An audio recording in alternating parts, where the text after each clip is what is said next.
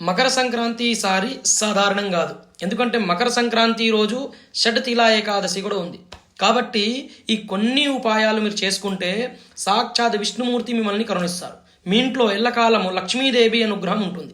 మరి ఏం చేయాలి షట్తిలా ఏకాదశి రోజు అంటే, ఆ రోజు ముఖ్యంగా అన్నం తినకూడదు, ఉంటే నిలారం ఉండాలి. మరియు ఆ రోజు నువ్వులతో తయారు చేసినటువంటి నువ్వుల లడ్డు కానీ నువ్వుల బెల్లము కానీ దానం చేసుకోవాలి. కిచిడి బియ్యము దాంట్లో పప్పు కలిపి ఉప్పు కారం పెట్టి బ్రాహ్మణులకు కానీ గరీబులకు కానీ దానం చేయాలి. ముఖ్యంగా లేనవారకు అన్నదానాలు చేసుకోవాలి.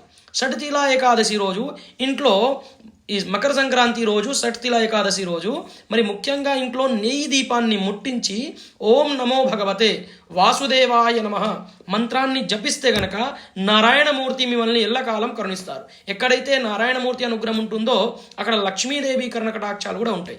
కాబట్టి ఈరోజు నారాయణమూర్తికి నువ్వుల బెల్లం కలిపి నైవేద్యం పెట్టాలి.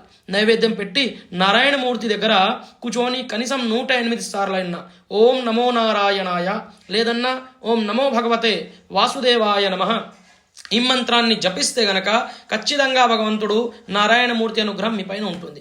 ఇంకా ఒక ఉపాయం చేసుకోవాలి. ఈరోజు ఏం చేయాలంటే నువ్వులతో తయారు చేసినటువంటి 21 లడ్డూలు తీసుకోవాలి.